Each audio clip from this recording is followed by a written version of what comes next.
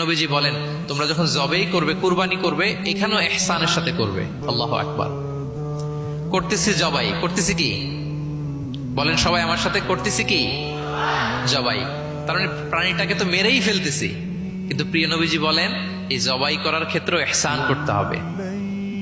এত সুন্দরভাবে দ্রুত তার গলায় ছুরি লাগাতে হবে যাতে কয়েক সেকেন্ডের মধ্যেই জবাইয়ের কাজটা হয়ে যায়। আপনি ইচ্ছে মতো এলোপাথারি তাকে ছুরি দিয়ে কষ্ট দিতে পারবেন না। মুমিনের প্রতিটি কাজে যেন ইহসানের পরশ থাকে। একবার আল্লাহ রাসূল সাল্লাল্লাহু আলাইহি সাল্লাম এক সাহাবীর পাশ দিয়ে যাচ্ছেন।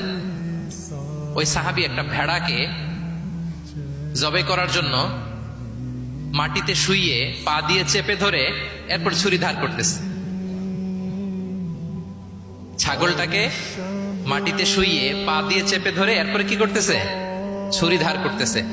আর প্রাণীটা এই ছুরি ধার করার দৃশ্যটা দেখতেছে। আল্লাহ রাসূল সাল্লাল্লাহু আলাইহি ওয়াসাল্লাম তাকে ধমক দিলেন, শাসালেন, বললেন তুমি তো এটাকে দুইবার জবাই করে ফেললে, একটু পরে তো জবাই করবে, এখনই তো জবাই করে ফেলতেছো, তুমি কি আগে ধার দিয়ে নিতে পারলা না? জবাইয়ের আগে তুমি কি ছুরিটাকে ধারালো করে নিতে পারলা না, শার্পেন করে নিতে পারলা না?